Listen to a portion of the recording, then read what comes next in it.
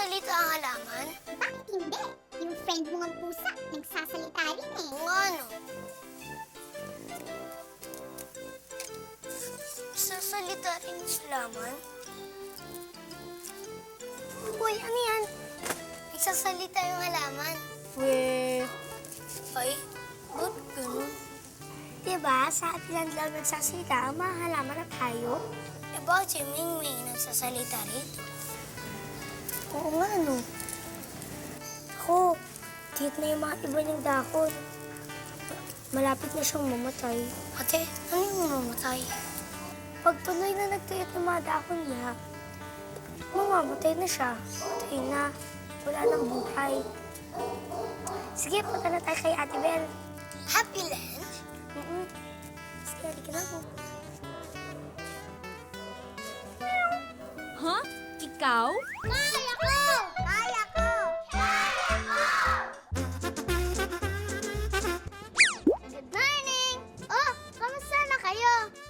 Hello po, mga alaga ko pong halaman. Kinakausap ko po sila para po ma-feel nila yung pagkalat ko po sa kanila. Pag ganun daw po, mag-grow sila ng healthy.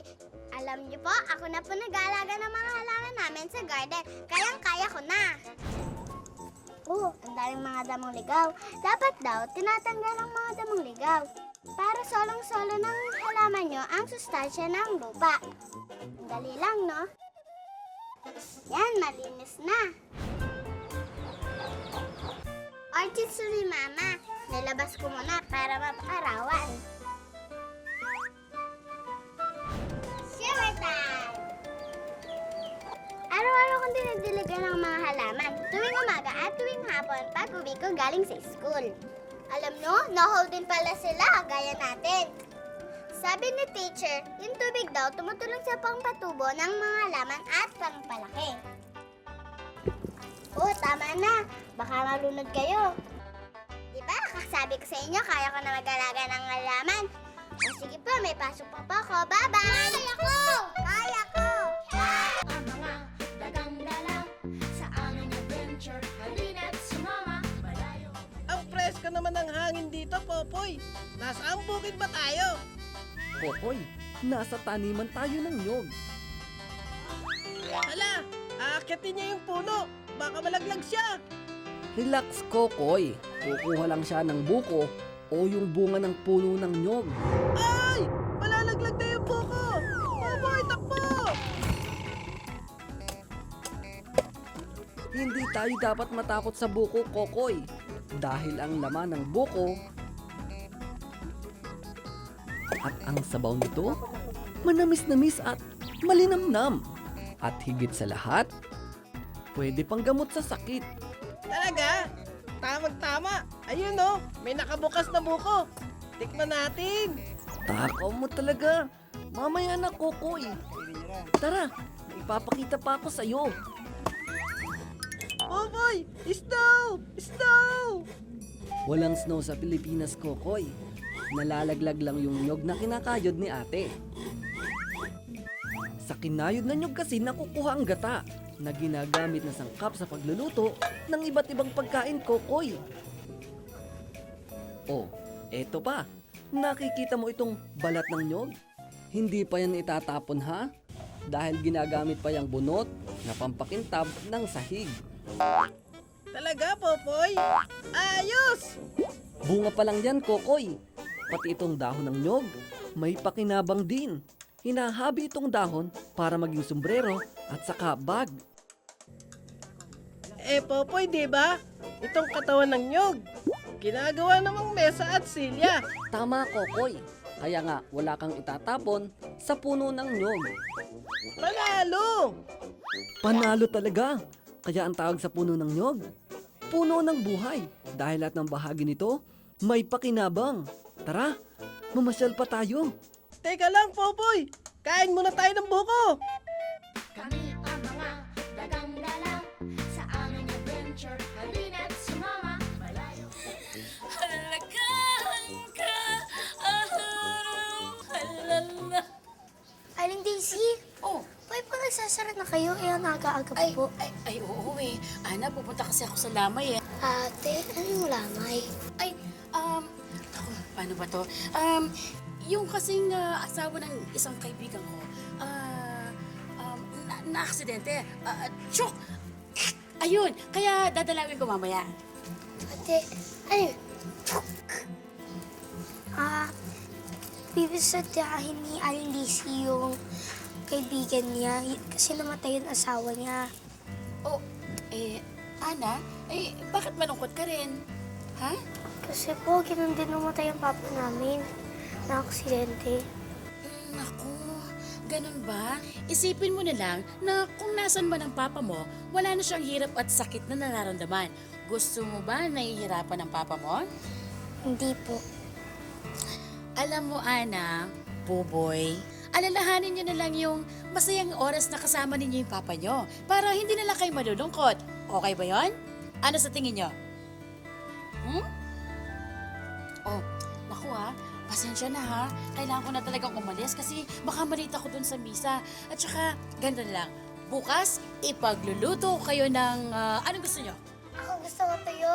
Ikaw, Kasi Ana. plan po. And tignan na. Let's plan. Naku, mahal yun. Brother naman ako. Ganito na lang. Ipagluluto ko kayo ng masarap na ginataan. Sige po. Okay ba yun? Yay! Oh, Ana, huwag ka nang malulungkot ha. Kasi pag nalungkot ka at makita yun ng papa mo, malulungkot din siya. Okay? Halalakang akaro. Okay? Tara na. Tara na. Okay ka lang? Oh, alis na ako ha. Ingat kayo. Bye-bye. Halalakang akaro.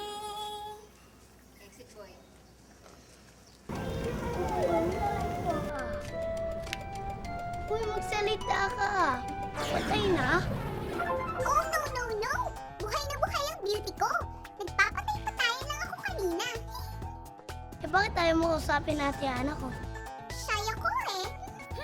Di ka na dapat lumabas dito. Ayan, natutuyot ka na. Magkakilala kayo? Sa kasamaang palad, ang dahong madada.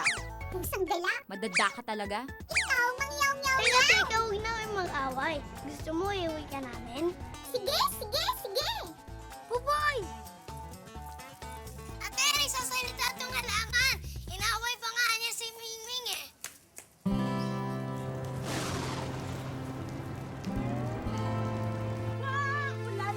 Ulan, diligan ang aking mga halaman. Uy! Happy afternoon, happy neighbors! Hi, Ate Bel. Hello!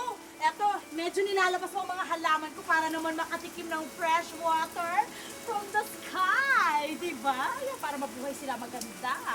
Ako rin, may plan. Pero, boy, yung plant mo, parang tuyot na. Parang patay na siya. Hindi po. Sabi niya po kanina, nagpapatay-patayan lang daw. Chukar!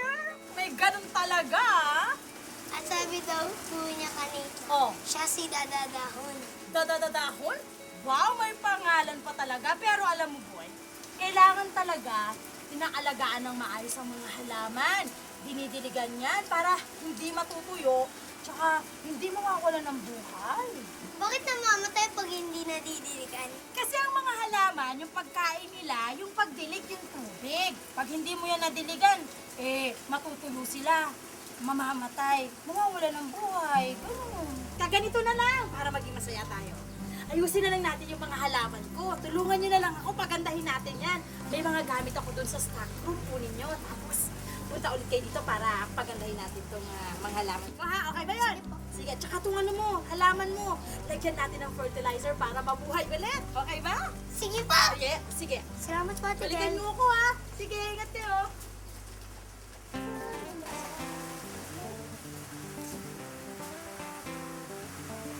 Uy, magsalita ka naman. Salita ka. Ana, smile ka na. Ate, punta tayo Happy Land. Oh, game na kayo? Tara na! Ay, nagsasalita nga yung halaman. Dadadahon is my name and talking is my game. Paano ito nabuhay?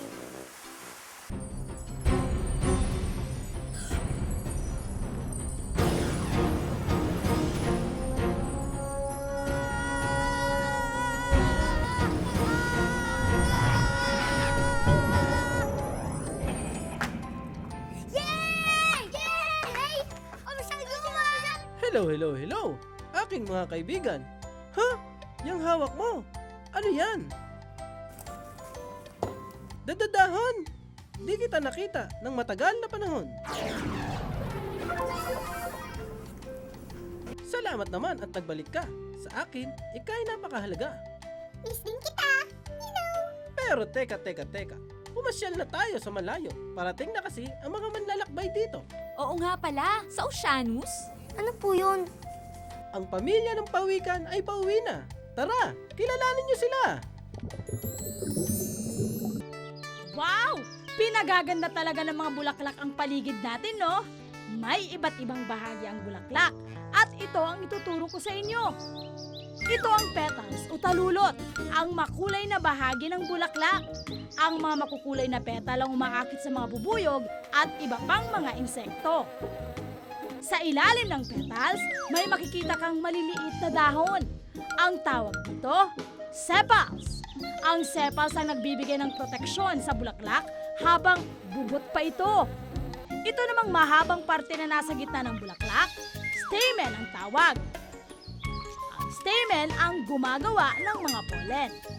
Ang pollen ang malapulbos na bagay na inililipat ng mga bubuyog at paru-paro papunta sa iba pang bulaklak para lalo silang dumami. O mga bata, tingnan naman natin ang loob ng bulaklak. Ito naman ang pistil. Ang pistil ang naglalaman ng ovary na siyang nagiging buto na kalaunay nagiging prutas. Pero anong humahawak sa buong bulaklak para hindi ito malaglag sa lupa? Ang receptacle.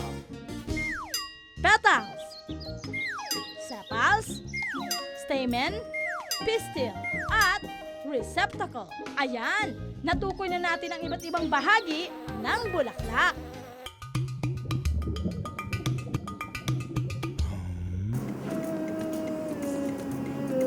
Ang tagal naman nila dumating. Sandali na lang yun. Ay, di ata sila yung mga pawikan. Oo nga. Official Guma, nasa ilalim ba kami ng tubig? Bakit nakakahinga kami? Tsaka hindi namin kailangan umuwi. May kakaibang mahiwagang kapangyarihan ang lugar na ito. Kung di ka taga rito, makapapasok ka lang kung mabait ang iyong puso. Wow! Ibig sabihin,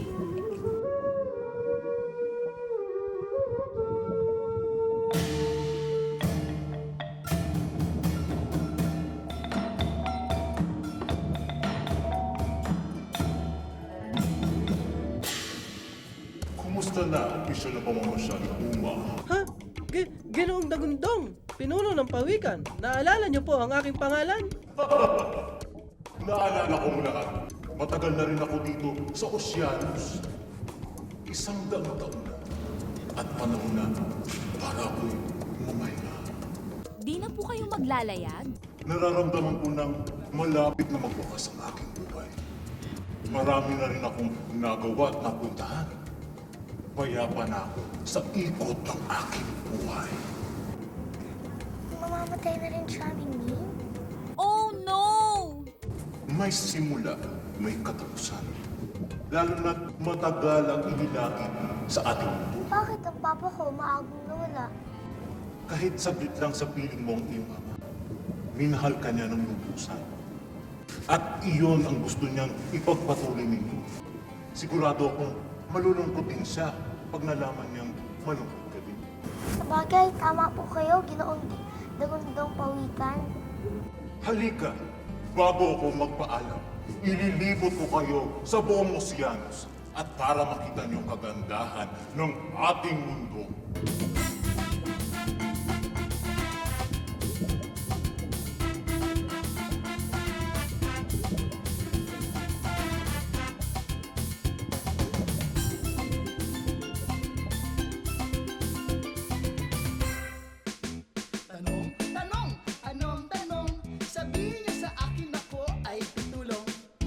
Happy morning, kids!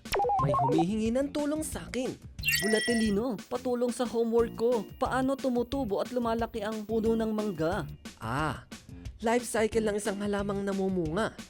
Alam na alam ko yan. Gaya ng ibang halamang namumunga, ang buhay ng punong mangga, sa buto rin nagsisimula. Mula sa buto, tumutubo ang isang bagong halaman. Sa tulong ng sustansya mula sa lupa, araw, tubig, unti-unti nang lalaki ang munting halaman hanggang maging isang ganap na puno. Pero teka, hindi pa tapos dahil mamumulaklak pa ang puno ng mangga. At ang mga bulaklak ang siyang nagiging, tiyaran, bunga ng mangga. Ang dating bulaklak, ngayon, napakatamis na prutas na. At mga bata, ito ang hiwaga ng kalikasan dahil ang bunga ng mangga ang siyang naglalaman ng buto na pinagmumulan ulit ng panibagong halaman. O, uulitin ko ha? Mula sa buto, tutubo ang bagong halaman. Lalaki ito at magiging puno. Mamumulaklak, tsaka magbubunga at mula sa bunga ang isa na namang buto na pinagmumulan ng isang bagong halaman. Nag-enjoy ba kayo sa natutunan nyo? Sige, hanggang sa susunod ninyong tanong. Tanong, anong tanong? Sabihin niyo sa akin ako ay pitulong.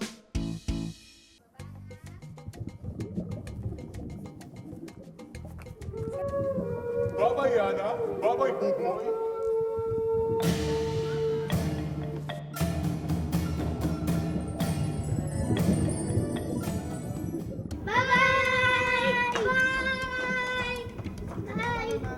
Tama si Aling Daisy, siya si Ganoong Dagundong Pawikan.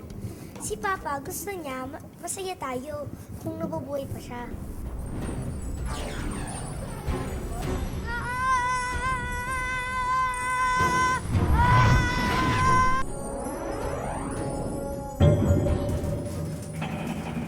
Saan si Dadadahon? Iwan na kay Opisyal Guma, Buboy. Inaway mo nga siya eh. Wala yun. Kalimutan mo na.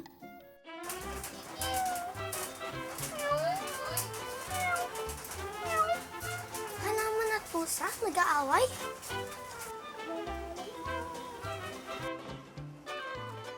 Tibel! Oh, Di ka pa rin tapos dyan sa pasak? pero di ba? Kapapasok niyo pa lang eh. Ang bilis mo lumabas eh. Tsaka, nasa na yung mga pinakukuha kong gamit sa inyo? Ayaw nga po pala. Sige po, kuhain na po namin. Sige, kunin niyo ulit. Ano po, boy?